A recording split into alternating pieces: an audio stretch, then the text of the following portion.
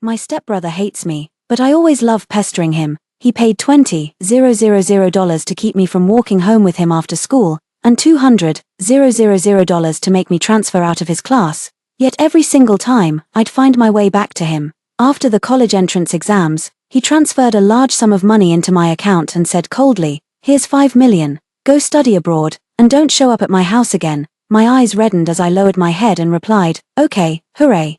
Finally fell for it. Hello, everyone. Welcome to my channel. Subscribe us to read wonderful stories every day. Now the story begins. I caught Edison attempting to kiss the scholarship student. In the dimly lit private room, he leaned wearily against the corner sofa, eyes closed. His delicate features obscured in the shadows. The girl in the white dress stood beside him, her hands resting on either side of his body as she tentatively leaned down, drawing closer to him. I suddenly pushed the door open. Startling her, she turned toward me in a fluster. Her eyes were moist, like those of a frightened deer. "Bella." I stepped past her and walked toward Edison. "The driver is here to pick me up. Uncle asked me to take you home as well." He picked up the coat beside him, draped it over his shoulders, and followed me out. Late at night, the hallway was sparsely populated. He casually closed the door behind him but didn't leave. Leaning lazily against it, she almost kissed me.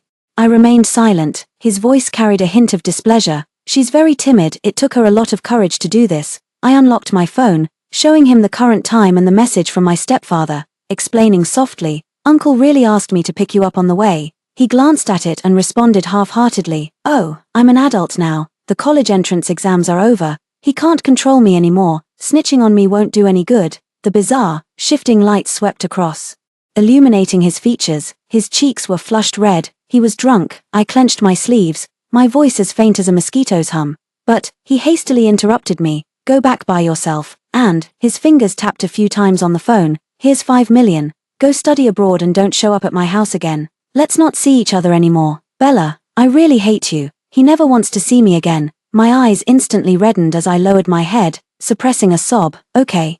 Edison turned and walked into the private room, slamming the door hard behind him. I checked the numbers on my mobile banking app. Finally unable to hold back, I crouched down, covered my mouth, and let out a muffled hee laugh. Hooray, finally fell for it. Edison has hated me for a long time. He thinks both my mom and I are after the Jackson family's money. Then he's very clever. When I was 14, he put 2 geckos on my bed, trying to force me to leave his house. I was scared to tears. My stepfather gave me some pocket money to comfort me. Seeing the money, I became happy again. When I was 16, Edison and I were assigned to the same high school. He didn't want to be in the same class as me, nor did he want my stepfather to hit him and then comfort me, so he skipped the other steps. $200,000. Transfer out of this class. First year of high school, I left. In my second year of high school, I went back again. He didn't specify a time limit. When I walked back to class with my backpack, Edison's face was dark. The boy sitting in front of him was grinning. Edison, your sister is really persistent," Edison said coldly. "She's not my sister." Everyone exchanged knowing smiles. Edison looked at me and frowned. "What will it take for you to disappear from my sight?" My eyes reddened. "Do you hate me that much?" He held up a number. I bit my lip. "Sorry, I walked into the wrong class today. I've spotted a business opportunity." Edison is seriously wealthy. His mother overseas has already paved every path for him. He plays golf while I work as part of the ambience crew, fetching his water and jacket. He came to confront me. I looked up, my eyes filled with stars. Is it wrong to just admire my brother? He transferred me money. "If you're bored, go out for a walk. Stop bothering me. Then I'll graciously accept." I pestered Edison for over a year. Everyone knew he had this stepsister. Even joking that we'd visit him at the orthopedic hospital next time. Over time, Edison couldn't even be bothered to explain, just kept telling me to take the money and scram. But I won't leave my ATM. Edison came of age, and he drank alcohol. After he returned home from the hotel, I held a hangover soup in one hand and supported him with the other, hoping his drunken blurry vision would make him add an extra zero to the transfer. He narrowed his eyes, looking down at me, and suddenly spoke. "Bella, you're truly cunning and manipulative." His words carried a hint of mockery. My foot, mid-step on the stairs, paused. Getting scolded comes at an extra price. He unexpectedly grabbed my waist, turned off the light with his free hand, and pinned me against the railing of the spiral staircase to kiss me. The world went dark in an instant. Only his infinitely magnified eyes and brows remained. His breath was like a sudden storm. Startled, I pushed him away with all my strength.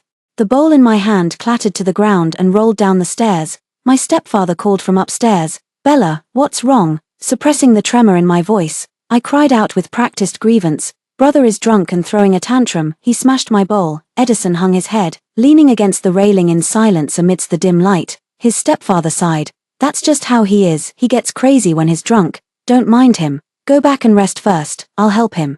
I fled back to my room. 3 a.m. Edison sent me a message. "Sorry, didn't see clearly, mistook you for someone else." It was the first time he apologized to me. It was humiliating. Attached was a transfer. I didn't accept it, nor did I reply. I only found out later who that person was. Edison, one of her suitors, a top 10 student from a poor family. Dora, insecure and timid, she could only admire him from afar. Edison unexpectedly noticed her. He said, "She's just like Bella. Always putting on that pitiful look, who's she trying to fool?" He detests me, yet enjoys seeing Dora act that way. After school, I waited in the car for him to come out. Behind him stood a girl in school uniform. The car door opened. He didn't get in, holding her backpack, and casually raised an eyebrow at me, saying, "Get out." I froze for a moment. Dora carefully raised her hand, grabbed his arm, and gave it a gentle shake, her voice soft. "Forget it, Edison, I can go back by myself."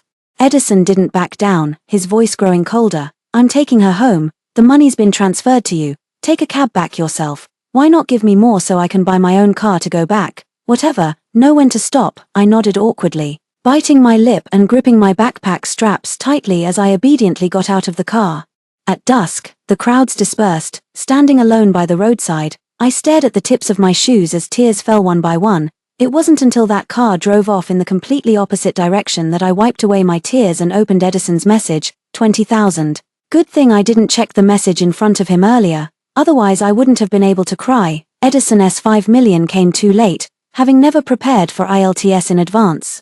I had no choice but to cancel most of my travel plans and gatherings, holing up in my room memorizing vocabulary. Edison was throwing a party downstairs with his good-for-nothing friends. The sound system was blaring. I took off my headphones and walked downstairs. "Can you keep it down a bit?" Edison's friend patted the empty spot beside him and said with a smile, "Bella, you're home, why don't you join us?" I smiled sheepishly, pursing my lips. I was upstairs memorizing vocabulary words.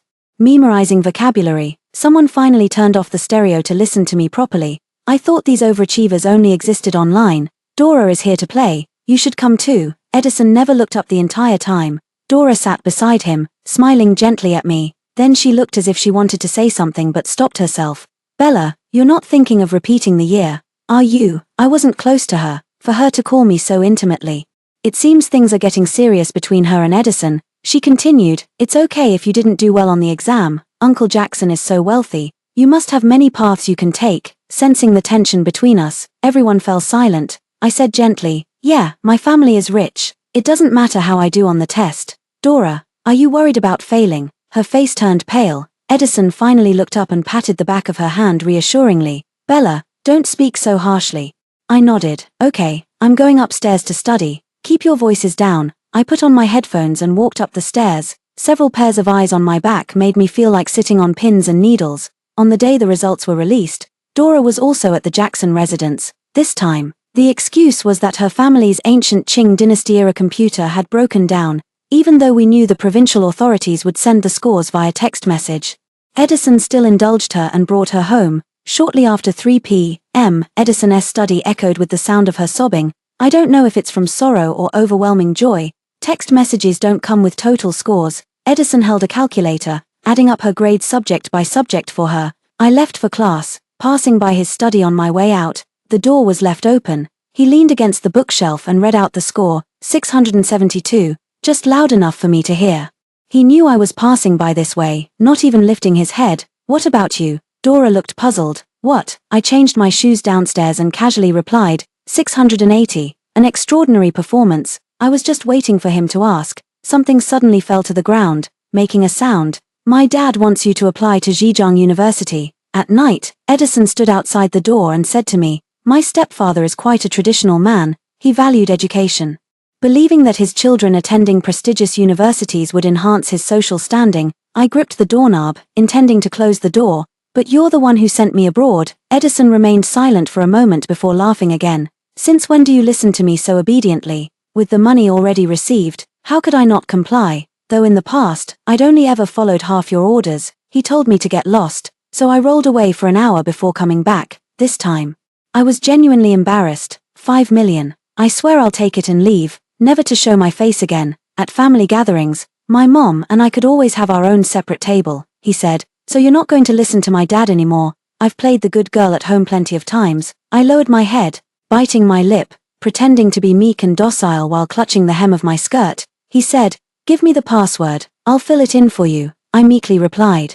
"Don't exile me to the borderlands." Edison let out a light chuckle. "You know I wouldn't. I don't know. I don't care. I'm ready to accept the overseas offer. To play it safe, Edison applied for Zhejiang University's agricultural science program for himself, filled in Dora with mechanical engineering. His mom's side has plenty of money and connections. All he cares about is the title, not the major. He filled out all 80 of my college application choices, every single one in Hangzhou. Now I have to delete them one by one. He and Dora were both successfully admitted, completely disregarding whether Dora lived or died. His stepfather was overjoyed and prepared to book a hotel to host his college acceptance celebration banquet. At the dinner table, he opened a bottle of red wine and clinked glasses with my mother. Edison came downstairs and casually mentioned, "Bella, do you want to have the celebration together with me?" We also held our graduation banquet together after the middle school entrance exams. The stepfather smiled. "Bella won't have hers for now. She's planning to study abroad. To avoid taking up someone else's university admission spot, she deleted all her application choices. Her matters can be handled next year." Edison, the faint smile at the corners of his lips vanished instantly. His expression turned gloomy. Going abroad, I kept my head down and ate quietly, occasionally taking small sips of the $100,000 per bottle red wine. Couldn't appreciate the taste, but the more I drank, the more I earned. I definitely couldn't bear to buy it for myself. My stepfather frowned. "That's right. The decision was made somewhat hastily, but I fully support Bella. On such a happy occasion, why are you making such a face?" Edison lowered his eyes. "I'm not happy." His stepfather was puzzled. "You were the one who said you wanted to attend the same university as the person you like. Now you've been accepted, and it's Zhejiang University. What's there to be unhappy about? The major isn't great, but you can always transfer later. It's not like they'll actually make you farm the land. Your mother is also very happy. She wants you to spend a month with her during summer vacation." Edison asked, "Which country?" My stepfather slammed his chopsticks down.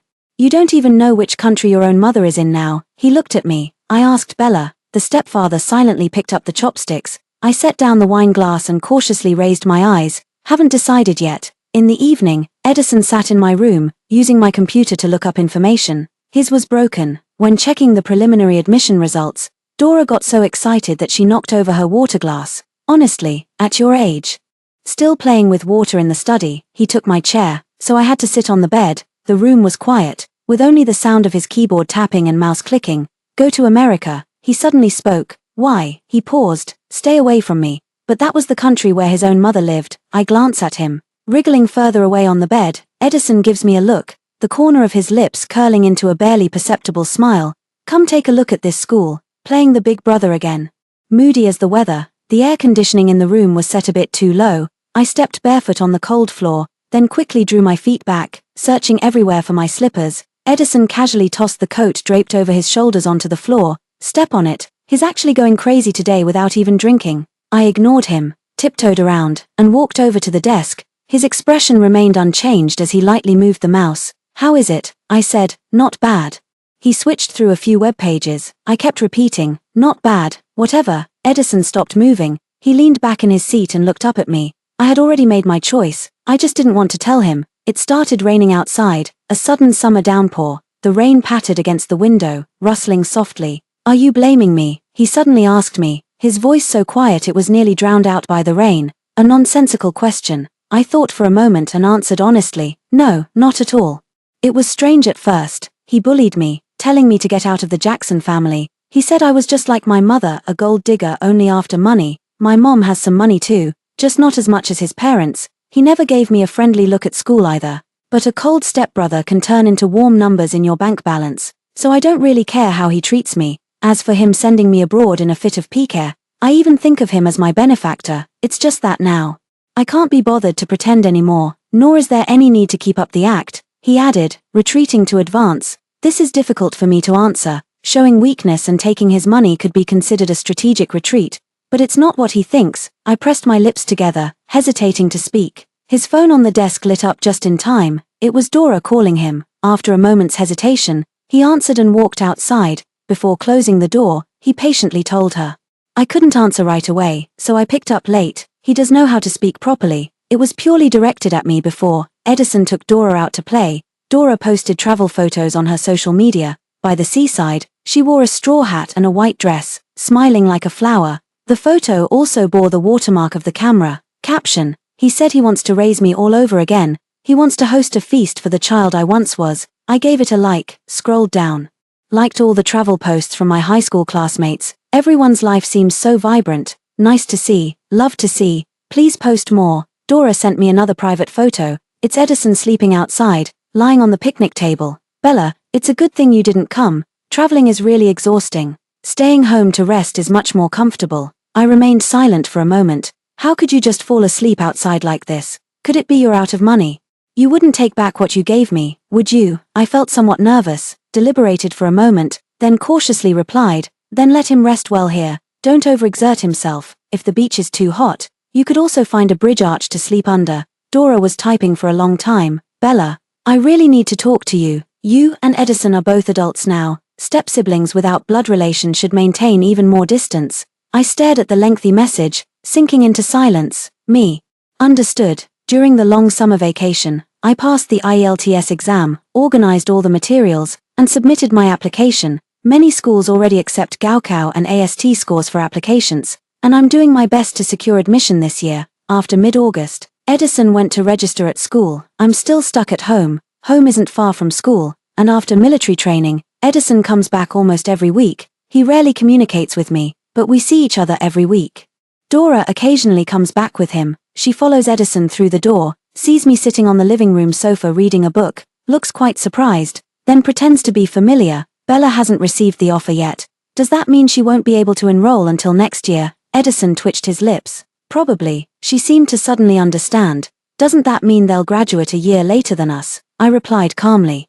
The undergraduate program at the university I applied to is 3 years. I'm not sure what nerve I touched. She pursed her lips in embarrassment, then looked up at Edison. I didn't know about this, Edison said indifferently. It's normal not to know. The starting points differ. Those who know shouldn't feel superior. As if pointing at me. I don't know where I offended them, but not wanting to argue, I closed the book spread on my knees and went upstairs. Edison called out to me from behind. Which school? I turned around. Sunlight streamed through the window, illuminating the steps. I smiled at him. Better not say it. Don't want to show off my privilege. Mid-September. It was a weekday when my stepfather and mother saw me off at the airport. He had wanted Edison to take leave and come see me off together. I refused. Big brother has never liked me. I shouldn't trouble him. By leaving directly, I granted his wish after all. The plane steadied in flight.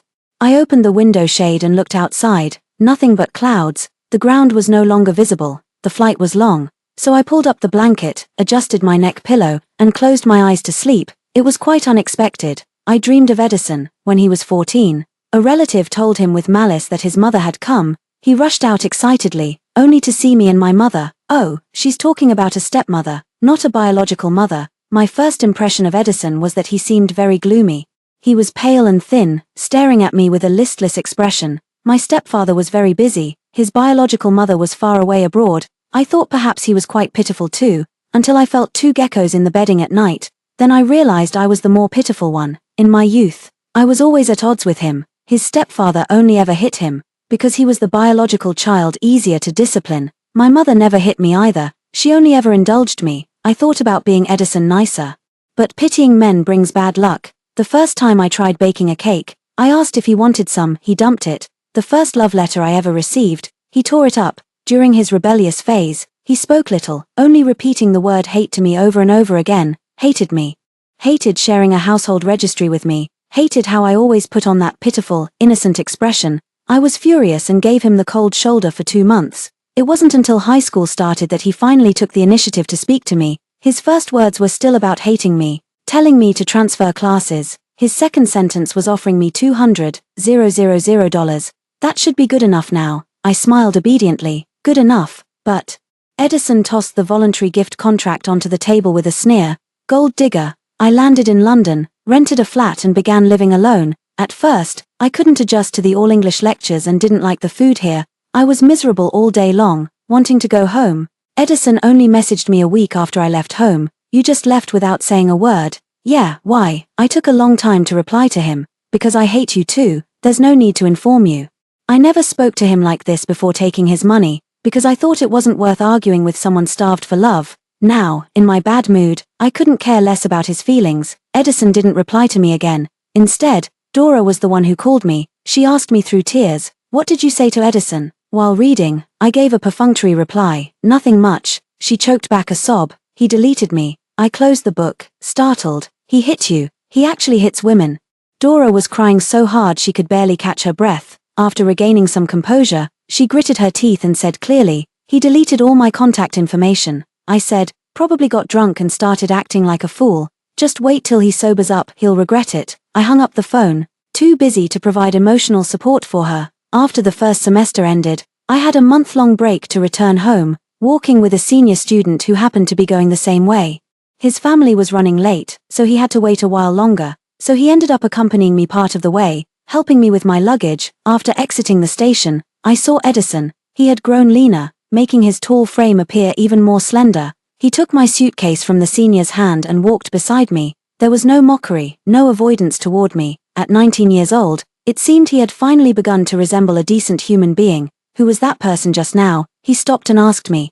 I said, "A senior I'm quite familiar with." Edison said, "Be careful when you're out. Don't trust others too easily. Many international students aren't exactly pure-hearted." I looked up at him, a hint of hesitation in my gaze. "That's not necessarily true. I think my boyfriend is a genuinely good person." Edison paused. I had already spotted my stepfather's car in the parking lot and jogged over. Pulling open the door, Mom was sitting in the passenger seat. "Where's Edison?"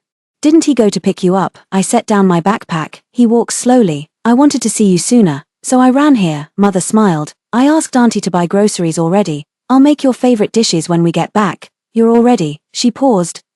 Haven't lost weight." After waiting for 3 minutes, Edison still hadn't come over. His stepfather called him. He hurried over and sat in the back row. My backpack was between us. His eyes remained downcast, bloodshot.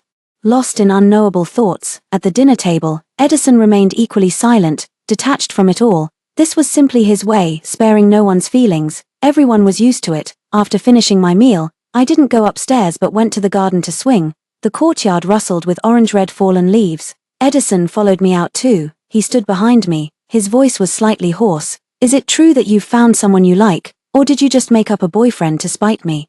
My toes lightly brushed against the grass, forcing the swing to slow down. "Why would I use this to upset you? Would this make you angry?" Edison avoided answering. "What's his name?" I said. "Darcy." I wasn't lying to him, nor would I use such petty tricks to get his attention. "I really am with someone else now, Bella." "You've only been abroad for 3 months." I nodded, quite composed. "Exactly, because we just got together." I didn't ask him to cancel his plans to accompany me back to China. He took a deep breath. "Is he very wealthy?" "I've never looked into it. Probably not as wealthy as you. Few people are as generous as Edison, who used to transfer tens of thousands as pocket money during high school." Edison suddenly gripped the swing ropes. The ropes were rough, and by the time the swing stopped, his palms were already bleeding. He stepped before me and leaned down. His dark eyes were inscrutable. "Colder than the autumn wind tonight. What exactly do you see in him?" "Too close." I turned my face away and shrank back. "He's a good person. Move aside. I need to go back to my room." "Darcy is a good person. He's a friend of my friend. He's gentle and courteous to everyone, even at gatherings of over a dozen people, never letting anyone's words go unheard." I met him at a gathering organized by a friend. I couldn't get used to the food there, so I only took a few bites and ended up starving all night. Darcy has a UK driver's license. In the end, it was him who drove me and my friend back to the apartment. On the way, he made a brief stop at the villa he shared with others, went upstairs to grab a few things. "There are 2 soufflés, one for me and one for my friend." He handed me the box, the corners of his eyes slightly upturned with a gentle smile. "Freshly baked this afternoon. Give them a try. You can eat it in the car." I thanked him. And then in the car, the aroma moved me to tears. All these days, the homesickness, the pressure from studies, the sadness of not eating well had piled up. Suddenly tasting something delicious, I couldn't hold back, and tears fell one by one. My friend was startled and gently nudged me with an elbow. "What's wrong?" I sobbed. "It's nothing, it's just too delicious." My friend slapped his thigh and exclaimed, "Hey, let's go mooch a meal off him tomorrow. He's really good at cooking. Both Chinese and Western cuisine." Since I wasn't that familiar with him after all, I didn't dare to go. The next day, My friend came back with a lunchbox and insisted on giving it to me. I'm back from hunting, and I brought back some food to share. Inside the adorable ceramic lunchbox, the rice was packed tightly. Half of it was topped with tomato scrambled eggs and beef, while the other half was left plain. There were also Coke braised chicken wings stacked like a little wall. I subtly probed my friend about Darcy's preferences, wanting to return the favor. She asked and came back to tell me, he just wants your contact information. Does that count as a gift? I gave, and then picked another thing to send. This was the beginning of my acquaintance with Darcy. Edison didn't move an inch. He said, "Good people can pretend. You've only known each other for 3 months. He's probably trying to scam you." His gaze lingered on my brows and eyes. Maybe he just pities how you look, thinks you're an easy target. What's so wrong with droopy eyes anyway? Edison, you always assume the worst in people. 3 months, I truly don't know Darcy well enough. But that's how all relationships start. At least, I'm happy when I'm with him. He always has such a gentle demeanor and never says anything upsetting. I pushed Edison away with all my strength. Caught off guard, he staggered back 2 steps. I walked around him, ran back upstairs, and locked my door. There were a few more potted plants on the balcony, ones I didn't recognize. I took photos and sent them to the housekeeper. "Auntie, what are these?" She replied, "Blue snowflakes. Your brother had me bring them over so you could see the flowers when you come home next year." Blue snowflakes. I used to like them, when I first moved here. I thought the balcony looked empty and wanted to grow some plants. I heard blue snowflowers are very easy to care for. After school, I bought 5 pots of them. Edison didn't even let me through the front door. He stood on the doorstep, blocking the entrance, his slightly youthful face full of impatience. "I'm allergic to pollen." "Lost it. You go out too, wash up before coming back." Auntie said that after I went abroad, Edison started growing flowers. The blue snowflower has a long blooming period, still flowering in November. Edison took photos at the time and posted them on his social feed, which his aunt liked, but I didn't. I had set him to acquaintances only, so it wasn't a real allergy after all. I said, "Give it back to him. I don't like it anymore." In early January, I returned to school again. Edison came to see me off, in the name of an older brother. I couldn't refuse in front of my stepfather, but fortunately, I don't have to spend the new year with him this year. On New Year's Eve, after class, Darcy came to pick me up. I can't cook in my apartment, spending New Year's at the villa he rented with friends. Many friends were there. Everyone was playing cards in the living room. Darcy was in the kitchen. I tied on his other apron, pinned up my hair, and walked over. "Let me help you. I can bake cakes." He looked down at me and chuckled softly, picking up a clean strawberry. She brought it to my lips. "Then help me taste it first." I took a bite, and the sweet tart juice overflowed in my mouth. Delicious. Darcy brought over a glass bowl filled with freshly washed strawberries. "Is this a test for me?" Holding the bowl, I looked up at him and said honestly, "I really came here to help you work." He said with a smile, I know. Go over there." There stood a long table for making desserts. Clean and exquisite kitchenware and ingredients were neatly arranged, like toys from a playhouse. Darcy prepared over a dozen dishes. I baked strawberry-flavored cupcakes. Everyone had a great time. Late at night, he walked me home. Tonight, I had a little wine, and my cheeks were flushed, not drunk, but wanting to take advantage of this tipsy feeling to act spoiled with him. My voice even turned all cutesy. We arrived downstairs, the car door opened, and the cold wind outside blew against my face a bit chilly. Darcy fastened my scarf, put on my fluffy hat, and helped me out of the car. I held his hand, stepping slowly and deliberately on the thick snow, swaying a little as I walked. The snow hadn't been cleared yet, a vast expanse of white. I didn't see the steps clearly and almost missed my footing. Darcy reached out to wrap his arm around my waist, pulling me back in. We were very close. I nearly bumped into the tip of his nose. His complexion was fair, but now his face was slightly flushed, like white porcelain tinted with color. "It's very beautiful." I thought the timing was right. So I gently tugged at his sleeve, mustered my courage, stood on tiptoe, and kissed him. The night was deep, and the streetlights cast a faint glow. The wind blowing past was cold, but his face was burning hot, his breath scorching. The kiss ended. Blushing furiously, I buried my face in his chest. Darcy cupped the back of my head with his hand and let out a soft chuckle. I turned my head and opened my eyes sheepishly. My gaze froze. A passerby in a black overcoat stood far below, silently watching it all. "It's Edison." I said a clingy goodbye to Darcy, entered the hallway. Edison quickly walked toward me, bringing a chill with him. He had no idea how long he'd been standing outside, snowflakes settling on his short black hair. He knew the address of my apartment. Sometimes Mom would video call me in the living room, neither of us avoiding anything, nor would I have imagined that he'd come here alone, so quietly. At a time like this, our eyes met. and we spoke simultaneously. "Happy New Year's Eve, how did you get here?" Edison said. "Came to see you." I averted my gaze from him. "I'm fine." His jawline tensed, his Adam's apple bobbing with difficulty. "I'm sorry, such a nonsensical thing to say. What exactly are you apologizing for? Did you rent that mouth?" Speaking more words would cost extra. I remained silent. He paused, looked at my face, and explained on his own. "I never touched Dora. I just wanted to know your stance. You're not like her. It's her who sometimes pretends to be like you. So it was about that matter." I said. "All right, got it. Don't bring it up again." Whether angry or sad, he lowered his eyes and leaned against the wall. The dust from the wall smeared onto him. "He lets you live in a place like this. I was living here before I met him. I picked this apartment myself. I quite like it here." He smiled self-deprecatingly. "Before you went abroad, Dora and I had a fight. She peeked at my phone while I was taking an online class and saw the transfer I sent you. I haven't done the math these years, but she had the patience to add it all up over $1 million. She cried, saying I never really loved her. After all, where the money goes, the heart follows." By the end, his voice trembled slightly. "I was overthinking it. So you want the money back? What he gave me, plus the $5 million before going abroad, I can pay it all back. Otherwise I wouldn't have accepted it. I've had the idea of studying abroad since middle school, but my mother preferred that I go for graduate studies instead. The money had been set aside long ago." Edison spoke in a hoarse voice. "How could you think that? What's given to you is yours to keep." Growing impatient, my gaze wandered as I began counting the tiles on the floor. "Then why bring it up?" He fell silent for a moment, his lowered lashes trembling slightly. Fingertips digging deep into his palms. "Where the money flows, there the heart follows. You're the one who said that first. Bella, I've liked you all these years. Haven't you ever noticed?" His voice choked. "Thinking someone likes you is one of life's greatest illusions." When I first met Edison, he'd already outgrown that childish phase of bullying whoever he liked. In high school, I had my suspicions, but his mood swings made it hard to believe there was even a hint of affection. I shook my head. "Then I'm the greedier one. I want both piles of money and heaps of love. You treated me so poorly. I thought the money you gave me was compensation for emotional distress." He closed his eyes. "I just couldn't bring myself to say it. I always thought I should hate you, should tell you to get lost. I didn't dare say I liked you.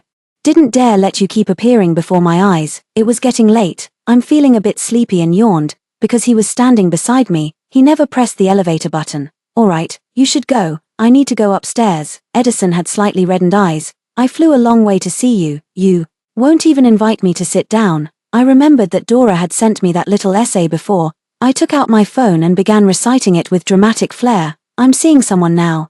Since we're unrelated siblings, we should maintain even more distance. Fight fire with fire." Finally managed to send the heartbroken Edison away. Darcy still found out about me and Edison. After dating for a year, I deliberately chose a day when Edison wasn't home to take him to meet my mom, unexpectedly. Edison drove 2 hours back from school after seeing his aunt's grocery shopping post on social media. During dinner, I sat beside Darcy and unconsciously acted coquettishly with him. "Brother, I want some juice." He naturally picked up my glass and poured some for me. Edison also stood up, then sat back down empty-handed. Darcy looked at him with an apologetic smile. What could have been brushed off with a few teasing words, Edison instead turned cold-faced. He put down his chopsticks. "Can any form of address become an intimate joke between you two?" Darcy froze for a moment. With elders present, he lowered his gaze and said gently, "I'm sorry, I overstepped my bounds." The meal didn't continue pleasantly after that. I scolded Edison. "What's gotten into you now? What's it got to do with you? I haven't called him brother in a long time. He never asked me to treat him as one either. What's wrong with calling your boyfriend that?" It was the first time I'd ever yelled like that. Both my stepfather and mother were startled. Edison was stunned. He couldn't save face and didn't retort a single word, burying his head in his meal.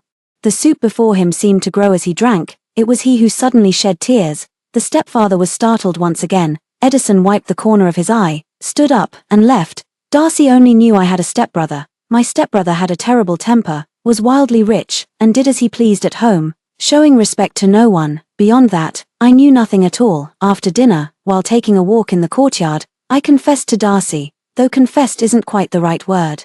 I hadn't done anything wrong, but what I said might upset him. I might have to coax him later. I lifted my gaze, quietly observing his expression. His brows were slightly furrowed. I asked in a hushed voice, "Are you angry?" He replied, "Yes, he's really angry." I let go of his hand, pinching my own sleeve, trying to think of something to say. He takes my hand again, interlacing our fingers, turning his head. He looks at me helplessly. I'm not angry with you, angry with Edison. Too familiar with what anger is. Agreement reached. Never mind Edison. Life went on as usual. When the vacation ended, I returned to school, attending lectures in the auditorium, writing papers at the Senate Library, going out to eat with Darcy. Later, I decided to pursue graduate studies. Everything went smoothly. Edison occupied an increasingly smaller proportion of my life. Once I saw my aunt cleaning his study, she gathered a stack of papers, all boarding passes, to London. Not sure who she's trying to move. Quite unfortunate. I've moved to a new place, and the school is crowded with people. He's been there so many times, yet we've never bumped into each other. Before Christmas, I received an offer from the new school. The new school is better than my undergraduate university. With the right person by my side and a bright future ahead, with wings that soar through the wind's domain, springs appointed are they'll rise again. The end. Story 2, 3 years ago.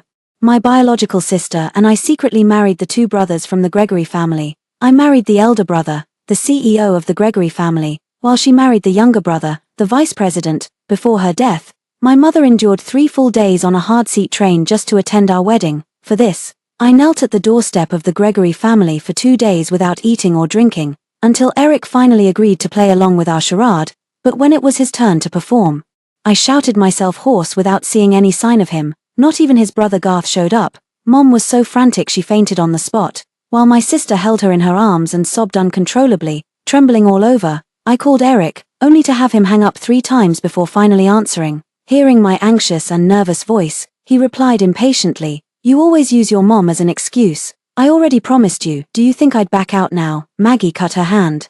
"And I need to take her to the hospital first. She got hurt because of you. Can you stop picking fights with me at a time like this?" Before I could say another word, he hung up and blocked my number. My sister immediately called her husband, Garth, begging him through tears to rush to the wedding venue. But all she heard was a torrent of scolding. "Don't you know the story of the boy who cried wolf? How come every time Maggie has an emergency, your mom suddenly can't hold on? If you're not tired of acting, I'm tired of watching. I still need to pay the hospital bills. Don't waste my time." The moment the call ended, her mother breathed her last in her arms. The wedding turned into her mother's funeral. My sister and I handled her funeral arrangements together, then sent divorce notices to the 2 brothers of the Gregory family, yet they brought Maggie back to our home. By the time we finished handling Mom's funeral arrangements, it was already dark.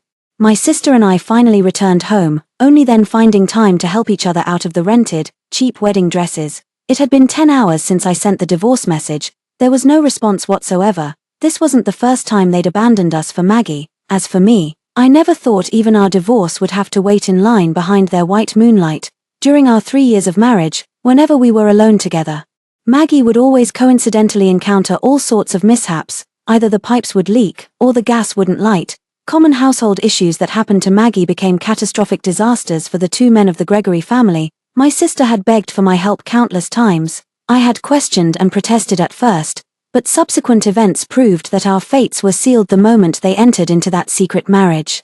As my sister and I finished packing our belongings and our mother's remaining clothes, preparing to leave, they finally returned. Maggie obediently trailed behind them, waiting for them to fetch her slippers. The laughter and banter among the 3 of them came to an abrupt halt the moment they saw me and my sister. Eric flashed a look of impatient irritation in his eyes and said coldly, "Where have you been? What's wrong with you again? Didn't I already explain today's matter to you?" He stared indifferently at my bloodshot eyes, reddened from exhaustion. The voice grew increasingly impatient. "Enough already. This wedding was just a show to begin with. It just happened to coincide with Maggie's injury. What was I supposed to do? I'll make it up to you with another one later. Alright, besides, if your mother hadn't come, she wouldn't have even thought about making medicinal food for her and ended up cutting her hand. I haven't even settled accounts with you yet. And you're still making a scene. Just drop it already." My sister's grip on my hand tightened, trembling faintly. Beside him, Garth couldn't even be bothered to offer an explanation. Bending down to fetch Maggie's slippers, he even thoughtfully helped her put them on. Maggie glanced at the suitcases in our hands and looked at Eric with a pout. "Eric, why bring that up? It was my fault for delaying your wedding in the first place." After speaking, she turned back to explain to me.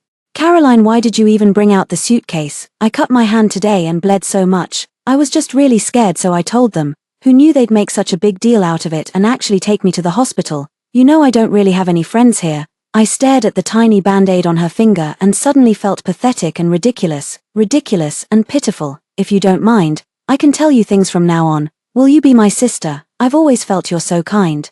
As she finished speaking, a coquettish smile bloomed on her face, her eyes brimming with indescribable smugness. Suddenly, the image of my mother's dying breath flashed before my eyes. I dug my nails deep into my palms, using the pain to force myself to stay clear-headed. "I have my own younger sister, so please don't call me that randomly." Eric's expression darkened completely, his eyes seething with anger. "What kind of attitude is that?" Apologized to Maggie immediately. She insisted on finishing that damn medicinal cuisine despite being injured. "How can you justify treating her like this after all her effort?" I glanced at the thermal container in his hand, a cold smirk curling at the corner of my lips. "I've been fair to everyone except myself. Let's get a divorce, I'm exhausted." His furious expression froze in disbelief that these divorce words came from me. Even my usually reserved younger sister found the courage to tell Garth, "We're getting divorced too. This suffocating home, we can't stay another minute." Garth paused mid-motion while changing the woman's shoes, suddenly straightening up with an expression of utter disbelief. His voice instantly rose several octaves as he roared angrily. "What did you say?" I ignored him. After declaring divorce, I immediately prepared to leave with my younger sister. Dragging her suitcase past Garth, she suddenly felt his hand clamp around her sister's wrist. With a sudden force, he yanked her in front of him. His eyes burned crimson with fury. "Divorce? Just because I took Maggie to the hospital instead of playing along with your fake wedding charade? You're saying divorce? Have you fucking lost your mind? What's wrong with me saving people? What did I do wrong? Besides, Maggie got hurt because of your mom, and now you're threatening me with divorce." "Fine, divorce. I'll let you divorce. I'll let you." The suitcase was knocked to the ground as Garth lifted his foot and stomped on it repeatedly. Veins bulged angrily on his neck. I quickly pulled my sister back behind me to shield her. She was already timid, and now her small body was trembling, on the verge of bursting into tears. It was only at this moment that I realized how foolish my decision was to agree to let my sister marry Garth. Garth kicked the suitcase over a dozen times until it finally gave way and burst open completely. Mom's belongings were scattered all over the floor. He couldn't retract his foot in time, and his leather shoe stepped directly on the clothes, leaving several footprints on the faded fabric instantly. I let out a hoarse scream immediately, stepping forward to shove him away. "Don't touch them. Get away." Eric had an icy expression, his voice barely containing anger, thick with warning. "Caroline, my patience with you has limits. Don't keep testing my boundaries again and again." I rushed forward to shield my mother's belongings. Gregory family's two brothers exchanged glances, and Garth immediately understood, pulling me and my sister away. Eric handed the insulated lunchbox in his hand to Maggie. Standing before the suitcase, he picked up a few garments with his fingers, glanced at them, and curled his lips in a scornful arc. Then he casually tossed the clothes back onto the floor and lit himself a cigarette, the lighter clenched in his grip, treating a pile of trash like treasure. "Who are you trying to fool with this pitiful act? Did I ever starve you or leave you without clothes? You knew perfectly well the wedding was fake, so why are you making a scene now? How could a sham wedding possibly matter more than human lives? I said I'd make it up to you, and I will. Are you never going to let this go? You love these worthless rags so much. Fine." Before I could react, he flicked the lighter open and suddenly let it drop. Flames instantly erupted on my mother's keepsakes. I immediately screamed out, "No." I wanted to rush forward, but my neck was Garth vice-gripped, preventing any movement. My usually gentle younger sister had gone completely mad, eyes bloodshot. She opened her mouth wide and sank her teeth viciously into Garth's hand. Seizing the moment when Garth loosened his grip, she whirled around and slapped him hard across the face. For an instant, everyone froze in shock. Maggie quickly set the insulated container on the table and rushed forward to pull her sister into a protective embrace. "Don't worry, brother means no harm, he just wants to resolve the issue between you." Yet somehow, her sister found the strength to break free. Grabbing her hair in an instant, Maggie was shoved to the ground, helpless as her sister straddled her, fists flying. Pitiful wails echoed through the room. Garth had me trapped, leaving me no choice but to keep calling for his brother. Eric saw red with rage, stepping forward to violently grab his sister's hair and yank her off Maggie. He smashed her head against the wall with brutal force. After 3 impacts, blood gushed from the sister's forehead. My desperate roar trembled with urgency, yet I could only watch helplessly as my sister lost the strength to struggle. Within minutes, my mother's keepsakes burned to ashes in the flames, leaving indelible marks of black smoke staining the ground. An unprecedented sense of powerlessness and defeat overwhelmed me. I opened my mouth but could no longer make a sound. Tears surged from my eyes, my gaze falling on the scattered ashes on the ground, my shattered heart burning to cinders along with them. I should have realized 3 years ago when he proposed the condition of a secret marriage. My sister and I were merely pawns he used to placate his family. The person in their hearts has always been Maggie. Unfortunately, I realized it too late. Eric wiped the back of his hand with a tissue in disgust. Then he went to comfort Maggie. She sobbed pitifully for a long while before Garth finally released his grip on my neck, not out of mercy, but because he was busy handing tissues to Maggie. I watched as the two men from Gregory's family crowded around her. Their eyes filled with worry and tenderness. Maggie gradually stopped crying amidst their comforting and concerned voices. In an instant, I realized how pathetically foolish I'd been these past 3 years. I stepped toward my sister, collapsed on the floor, wanting only to take her away from this place. Yet Maggie still refused to let us go. Though she was clearly the victor, the moment I helped my sister up, she approached us holding a thermos, wearing an aggrieved expression. "Caroline. I'm sorry, truly sorry. I never meant for this to happen. I know you hate me. This is just a small token for your mother. Please accept it on her behalf." I slowly lowered my gaze, staring at the person who'd caused my mother to die with eyes still wide open in grievance. In that instant, my emotions spiraled out of control. I snatched the thermal container from her hands and smashed it violently against her head. The next second, sticky broth dripped down from the top of her head, matting her hair into clumps, the mingled scent of meat and shampoo turning the stomach. My eyes bloodshot. I roared in fury, "Get out! Stop pretending to be kind in front of me." Eric fixed me with a warning glare, his eyes locked onto me unwaveringly. The moment I moved to strike, he lunged forward to intercept me. A leather shoe kicked me hard in the abdomen, then hurriedly pulled Maggie into an embrace, using his $1,000 shirt to wipe the soup from her hair. My lower back slammed heavily against the wall, and I slid down helplessly to the floor. By the time most of the mess was cleaned up, Maggie's face was already soaked with tears. Eric tore off his soiled shirt and flung it aside without hesitation. He stepped forward, bent down, and gripped my face with such force that it felt like he might shatter the bones of my jaw. Just as he raised his hand to strike me, Maggie spoke up, her voice trembling with tears. "Eric, please don't be angry. It's all my fault. I thought your mother's plane ticket was fake and assumed she'd arrive later. If I'd known she'd come like this, I would have prepared the soup in advance. It's all because of me that your wedding was ruined, and Caroline's anger is completely justified." Garth hurriedly handed her more tissues and thoughtfully brought a towel to dry her hair. Hearing this, my eyes burned with rage and my temples throbbed. To save money for me and my sister, my mother had refunded her plane ticket and switched to taking the train, yet in her mouth, it became a calculated lie. "Shut up. You have no right to talk about my mom." As soon as the words left my mouth, Eric slapped me across the face. Blood seeped from my lips, the metallic taste filling my throat. He roared in fury, "You're the one who should shut up. One more word and I'll tear your mouth apart. This whole fake wedding was set up by Maggie for you. What right do you have to yell at her? What kind of person are you? If your mother knew you've repeatedly used her illness as an excuse to demand marriage, wouldn't she choke to death on the spot?" A crack of resentment split through my expression. My heart brimmed with nothing but scorn. Recalling that cheap wedding venue, a cold smirk tugged at the corner of his lips. No wonder everything felt so slapdash. So from the very beginning, Maggie had never intended for them to attend the wedding. Everything that happened today had been meticulously planned by her all along. Seeing my silence, Eric mistook it for remorse. His voice dripped with disdain. "After all Maggie went through to arrange a wedding company for you and pulled strings to get your mom an appointment with the hospital specialist, looking at you now, it's clearly not worth it. Apologize to Maggie right now, then take your little sister and get out of my house." While gripping his arm, I said coldly, "Reissue.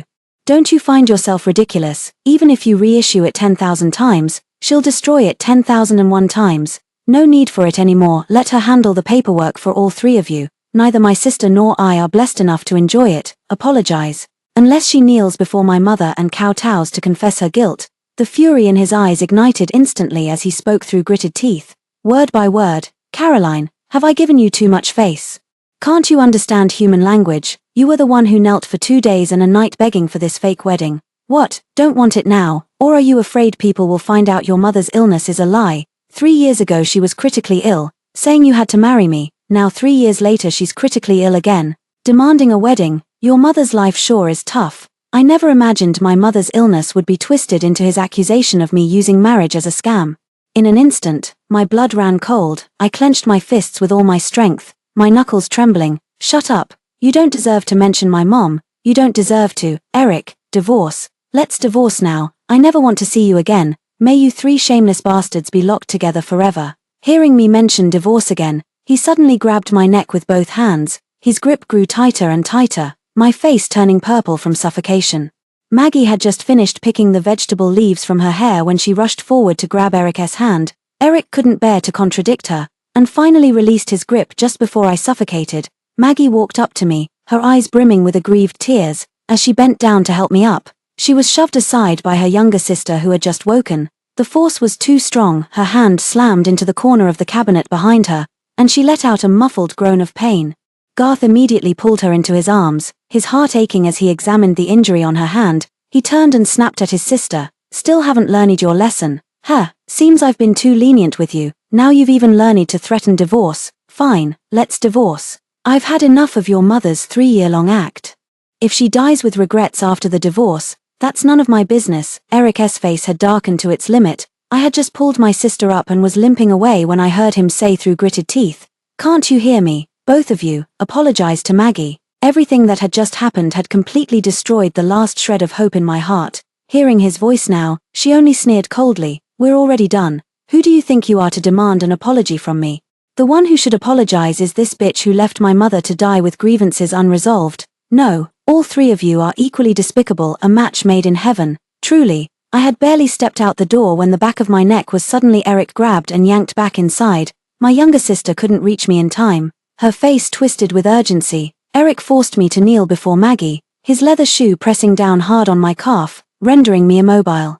While dialing his assistant's number, he threatened, "Apologize now, or I won't mind arranging your mother's funeral while she's still alive." The call had already connected, and the menace in his eyes grew increasingly intense. I gritted my teeth and spat at him. The next second, he immediately said coldly, "Cancel the entire wedding and change it to Caroline's damn funeral. After dragging it out for 3 years, I'll make sure she dies for real now. Also, remove Maggie's hospital appointment." The other end quickly responded, "Mr. Eric, Miss Caroline's mother has already passed away." At this morning's wedding, Eric's furious expression instantly froze on his face. Cracks rapidly spread across the surface. At last, the pressure beneath my feet relented. The bones in my calves screamed with pain as if they were being crushed by him. Seizing the opportunity, my sister shoved his body away. With her support, I managed to stagger to my feet. Garth wanted to act. But seeing his brother's unusual expression, he forcibly restrained himself from lashing out. By the time Eric hung up the phone, my sister and I had already made our way back to the door. He immediately said coldly, "Wait, the matter isn't cleared up yet. You can't leave. How am I supposed to explain to the family now that you're leaving? I can't tolerate any deception. You must give me an explanation." Now Eric's eyes held nothing but coldness and scrutiny. As if the person who had just lost control in anger wasn't him at all, a mocking smile tugged at the corner of my lips. Pointing at the already scabbed wound on my sister's forehead, I said, "My mother is already gone. Surely you won't even deny me the right to treat my sister's wound. Do we really need to spell everything out between us? A vague beginning, a vague ending after all. You're still busy taking care of your lover. Let's not waste each other's time." Eric was infuriated by my indifferent attitude, his tone reigniting with anger. "I've explained to you countless times, Maggie and I aren't what you think. Divorce isn't something you can just decide on a whim. Have you forgotten what you promised me back then? I only just found out about your mother's passing. She was fine for 3 whole years. How was I supposed to predict she'd die this time? I can make up for the wedding you want. Everything is negotiable. Can you stop being unreasonable?" I let out a cold laugh, furious with him. "Everything is negotiable. Now that my mother is gone, I don't need to maintain this relationship with you anymore. There's nothing to discuss except divorce." I agreed to a secret marriage back then solely for my mother's medical expenses. Their hearts only have Maggie. Yet the Gregory family would never accept such a scheming woman. They only want a docile daughter-in-law who's easy to control. We only entered this door to silence the parents of the Gregory family. Now that mother is gone, the filth hidden by the Gregory family should be brought to light. Garth, seeing his brother being put in a difficult position, immediately bossed his sister around. "Can't you talk some sense into your sister? What are you standing there for? Divorce is no joke. Our family is in the wrong here. We can just hold another wedding for you, if you're really unhappy. We could even hold it at your mother's gravesite." Before the sister could speak, Maggie anxiously interjected, "Please stop fighting. It's all my fault. Everything's my fault. I only came to your home because I didn't want there to be misunderstandings between you. I wanted to explain in person, but I never thought it would lead to even bigger misunderstandings." I looked at her delicate face, my eyes filled with mocking laughter. "Still acting now? We're already getting divorced. Congratulations, but your path to climbing up has only just begun." She thought that without us, She could become the Gregory family's young madam. Little did she know, we were merely her human shields. The horror of Gregory's household was far beyond anything she could have imagined. After taking several deep breaths, my sister turned to Garth with determination and said, "I won't try to persuade her. This is a choice we've made together, my sister and I. It's over. The 3 years of marriage to you were the most painful days of my life." Having said this, my sister took my hand and we walked out the door together. Garth had never seen my sister so resolute. He wanted to chase after us, but his brother stopped him. My sister and I had just reached the ground floor when she suddenly collapsed to one side. I frantically called for emergency help and rushed her to the hospital alone, while the doctor tended to her wounds. I opened my phone to look for a housekeeping service to clean the small home we lived in before marriage. Then I saw online reports about Gregory family's heir holding a wedding. The comment section was flooded with paid trolls, pushing the topic straight to the top of the trending list. On the leaked contract photo from the wedding company, the signature read Maggie. Irritated, I closed the news page and sent my residential address to a cleaning service company, right after making the payment. My younger sister came out with her wound bandaged, supporting her as we left the hospital. I noticed the trending topic had already vanished by the time I called a ride on my phone. No need to guess, it was clearly the work of the Gregory family's matriarch.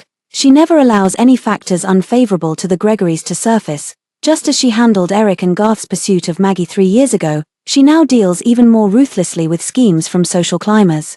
I will never forget the first time Eric took me to Gregory's house. Mrs. Gregory looked at my uneasy self. Her condescending gaze was like inspecting a satisfactory piece of goods. The Gregory family was so powerful they didn't even need arranged marriages, yet ultimately chose my sister and me to sign marriage contracts. He casually tossed me a $5 million card when it was over. As if buying his son a toy, they occupy the position when they want it, and discard it whenever they please. I had feared countless times that before my mother's illness was cured, the Gregory family would abandon my sister and me first, but I never imagined the cruel reality would arrive even faster than expected. Maggie thought she could take my place once I got divorced. Little did she know the real reason why the Gregory family had discarded her. I gave the housekeeping aunt the keys to clean the apartment, then took my younger sister out for late-night snacks near the neighborhood. On our way back, I spotted a familiar figure downstairs. Letting my younger sister go upstairs first, I walked up to Eric. At this moment, he no longer carried the arrogance from 2 hours ago, his face etched with indescribable dejection. This was the first time I'd ever seen such an expression on his face. It seems he's already uncovered the truth about my mother's death at the wedding. The two of us walked together through the neighborhood for a while, and just as we were about to part ways downstairs, he suddenly called out my name. "Honey, can we talk?" After 3 years of marriage, Eric was calling me by such an intimate term for the first time, yet it sent chills down my spine. The next second, my voice turned cold. "Everything that needed to be said has been said. I have nothing more to discuss with you. Where you stepped on my leg still hurts. When you have time, go file for divorce. I want nothing. For my mother's illness, I trapped myself and my sister in Gregory's house for 3 years. Now I only want freedom." I finished speaking and stepped around him to climb the stairs. But my hand was suddenly yanked back. He forcibly spun me around to face him. His eyes faintly smoldered with unwillingness. "Caroline, you know my family situation.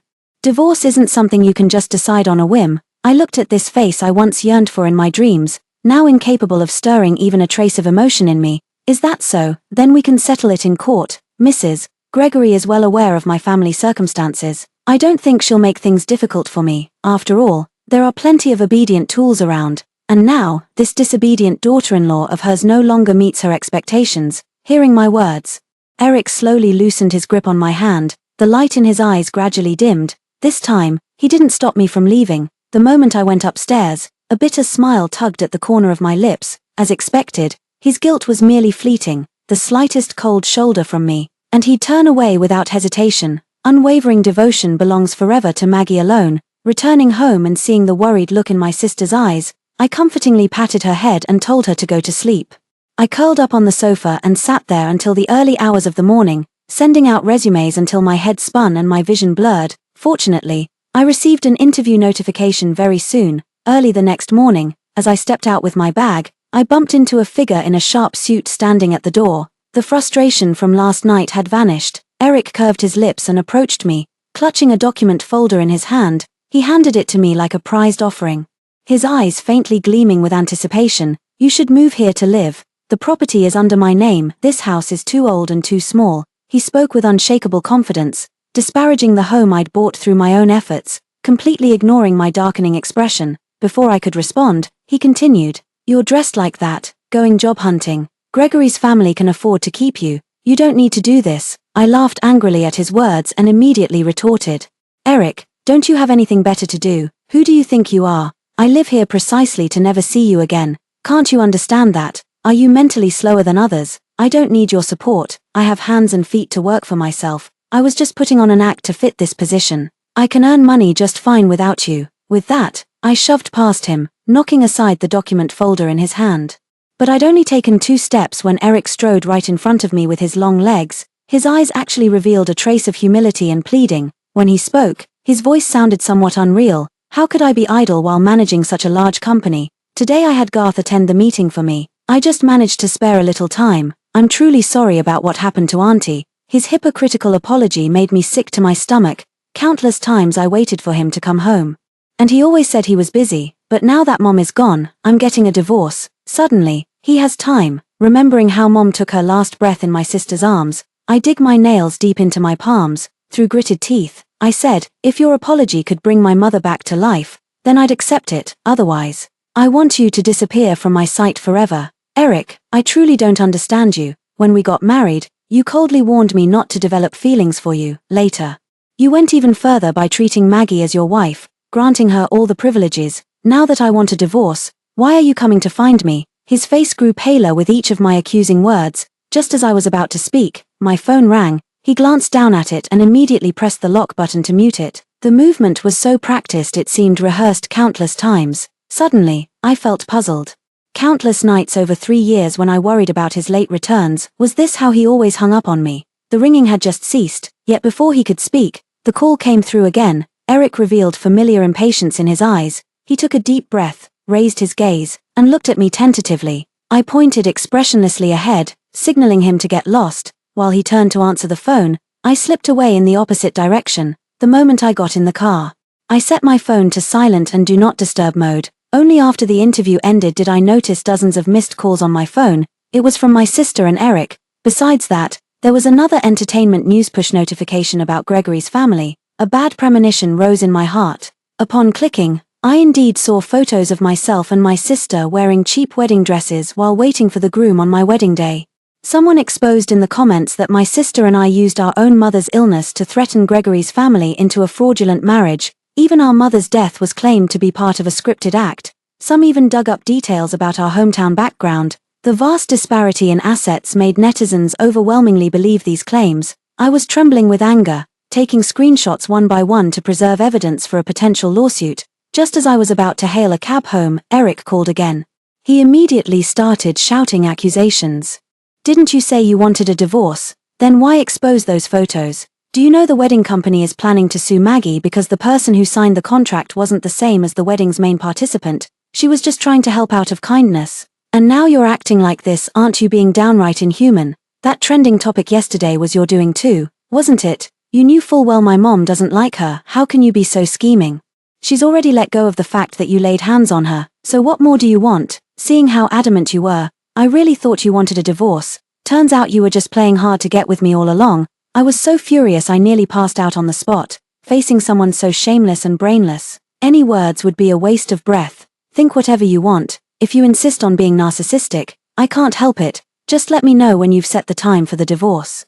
Without waiting for his response, I immediately hung up the phone. After taking just 2 steps, I saw Eric's Maybach parked right in front of me. My face instantly darkened. Before I could figure out how to retort, he put on an affected air and said, "If you don't want a divorce, that's fine too. I'll pretend nothing happened this time. But you must apologize to Maggie. You were indeed wrong to hit her first." This time I completely lost my temper and shouted at the top of my voice. "Are you out of your mind? Only an idiot wouldn't see who posted all that stuff online. Has your brain been boiled into soup by Maggie? My mom was in such a bad state that day. And you think I'd have the staff take photos? Only a beast would do something like that." He didn't expect me to argue with him right on the street, and his face instantly flushed red. Hearing the insults, it immediately darkened like the bottom of a pot. Just as he was about to speak, his phone rang. He glanced at me. A flicker of hesitation crossing his face. After answering the call, he quickly started the car and sped away from me. There was no need to guess, it had to be Maggie calling. Only she could make Eric lose control like that. A self-deprecating smile tugged at the corner of my lips as I took a taxi back home alone. The moment I opened the door, the company I interviewed with called. "Miss Caroline, may I ask if you're the woman in those online photos? We're very sorry, but we may not be able to hire you." The call ended, and I forced a smile as I walked through the door. My younger sister had already prepared dinner and hurried over to take my bag from me. "How was your day? You must be tired." "Sis, eat first. Once I recover, I'll start job hunting too, don't worry. Even though I haven't worked in 3 years, supporting you won't be a problem." I glanced at my phone to check the date. It was time to change my sister's dressing. During the meal, she seemed uneasy, hesitating several times as if wanting to say something but holding back. After a long pause, she finally spoke up. "Garth called me again." My hand holding the chopsticks paused. I knew exactly how much my younger sister loved Garth. Part of the reason I agreed to a secret marriage back then was considering how deeply she truly loved him. I thought her resolve to divorce might be wavering, but never expected her next words. "Elder sister, can't we file for divorce?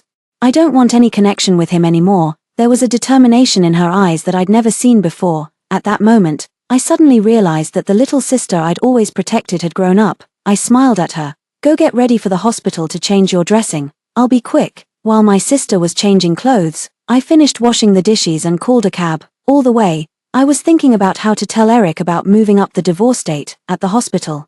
While my sister was getting her dressing changed at the outpatient clinic, I made several calls to Eric in the hallway, but none of them were answered. Assuming he was probably busy with work, I went downstairs to pay the bills first. There was a crowd gathered below, and I couldn't even squeeze my way to the payment window. A familiar roar erupted from the center of the crowd. "How have I wronged you, making me and my brother look like fools? This is your so-called fracture. Not a single wound on your arm. These 5 years must have been me being blind. Don't let me see you again." Eric was even angrier than the day we argued, teetering on the edge of losing control. Across from him, Maggie had bandages loosely unraveling from her arm, dragging on the ground. With not a single wound visible, her once gentle expression was gone, her delicate features now twisted into something terrifying. "These were all your choices. Do my 5 years of youth not count as time? Those were all things I deserved. Don't you dare play innocent in front of me. I know exactly what you and Garth are. Don't think I'm as stupid as those 2 fools from the family." Eric was absolutely livid, the veins on his neck pulsing visibly. The next second, he flung the thick stack of documents in his hand right into Maggie's face in front of everyone. I had never seen him be so ruthless toward Maggie before. Bystanders quickly cleared a path. He stormed toward me angrily. The moment he saw me, his furious expression vanished instantly, forcibly replaced by a strained smile. "Honey, can we talk?" Remembering the divorce matter, I nodded in agreement. When the crowd dispersed, I finished paying the fees and walked with him to the stairwell corner. Before I could speak, he slapped himself hard across the face. "I'm sorry. For all these 3 years, I'm sorry." Eric slowly raised his eyes, those once sharp eyes now webbed with bloodshot veins. As the head of the Gregory family, he looked utterly disheveled at this moment. His voice trembled as he spoke. "I had no idea she was like this. If my mother hadn't investigated her, I'd still be completely in the dark. She posted everything online herself, from the very beginning. She never intended to let me and Garth attend the wedding. I found out too late. I'm sorry. For the past 3 years, she even forged your mother's medical records and documents. That's why I thought you were lying to me about the secret marriage back then. I just needed a puppet to help stabilize things at home, so I didn't expose it and treated you poorly." Enough. No need to say more. I softly interrupted his confession. At this point, words were useless. No wonder Mrs. Gregory didn't give me any trouble when she heard about my divorce. Indeed, no woman becomes the mistress of a household without being formidable. Maggie saw right through those tricks of theirs. As long as it didn't affect the Gregory family, she turned a blind eye. Now that things were about to blow up, she struck fast and mercilessly. Eric refused to back down and insisted on explaining. Before, when her pipes were leaking, the ceiling was peeling, and the neighbors were harassing her, it was all just an act she orchestrated. I was completely fooled by her, and so was my brother. Believe me, I won't even glance at her again. Let's not get divorced. Okay, impossible. The divorce is happening, there's no room for compromise. Over these 3 years, in places you couldn't see, I gave this relationship countless chances. I gave myself countless chances, but everything vanished completely the moment Mom passed away. Eric sank weakly to the ground, burying his face heavily in his suit pants. He reached out in frustration, tousling his short hair while murmuring "I'm sorry" repeatedly under his breath. Yet I turned a blind eye and spoke as if to myself.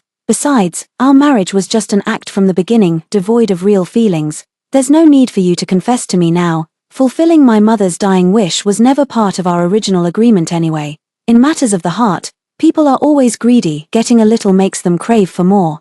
It was my own greed that caused Mother to die with her eyes still open. He was wrong, but I was more at fault. I can't forgive myself, nor can I ever forgive him. After a long silence between us, I sighed and said, "Let's go file for divorce tomorrow." As the words fell, my sister called me. I glanced at him and added, "Bring Garth along. My sister is divorcing him too. After this, we'll have no ties left. These 3 years it's been good working with you." Without waiting for his response, I turned and walked straight back to the outpatient clinic. I thought this matter would be over by today, but that very night, Maggie's evidence of meddling in others' marriages over the past 3 years was exposed online, one piece after another, and that wedding planning company also came forward to confirm that Eric and I are legally married. Eric even posted on his own account, saying we were just holding a belated wedding ceremony and there was no coercion involved. In just 1 short hour, Maggie became the most reviled homewrecker across the entire internet. I never expected Eric to treat her so mercilessly, but then Maggie's counterattack made me realize how naive I'd been.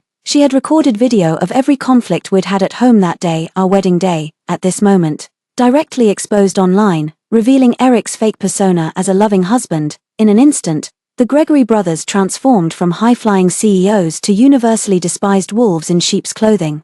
The label of domestic abusers was firmly nailed to them. The Gregory family's stocks plummeted overnight. The company's account was flooded with scathing comments. Many customers demanded refunds. That night, Gregory's PR team worked through the night, but my sister and I surprisingly had a good night's sleep. The next day at the Civil Affairs Bureau, I could barely recognize them when I saw them at the entrance. They walked into the bureau without a word. And even after coming out with divorce certificates in hand, I still felt somewhat dazed. As I was leaving with my sister, Eric softly called out to me, "Honey, take care," nodded without turning his head. Only after returning did they see the clarification video Eric had posted online at 5 in the morning, but netizens could tell it was his fallout with his lover, and no one bought it. In the following week, Gregory's family faced an unprecedented crisis. Reputation plummeted. The Gregory brothers were frantically brainstorming countermeasures in the business world. Mrs. Gregory secretly dug up every detail about Maggie, paid them handsomely to speak out online. This was done to undermine Maggie's credibility. The Gregory family launched emergency PR efforts while frantically engaging in charity work. A week later, things finally returned to normal. Maggie was thoroughly condemned as a social outcast. Meanwhile, my sister and I also found our first jobs after the divorce. On our first day at work, the boss immediately called us into his office. Pointing at Eric's face on the computer screen, he asked, "The wife they're talking about online, it's not you, is it?" I froze for a moment before quickly shaking my head in response. "Probably just someone with the same name." The boss waved his hand dismissively with a sigh of relief. "All right, get back to work." Life finally began to settle into calm, until 2 weeks later. Maggie created a new account and posted a pregnancy test result. I long pressed this post and tapped "not interested." "It won't have anything to do with me anymore, everything is over."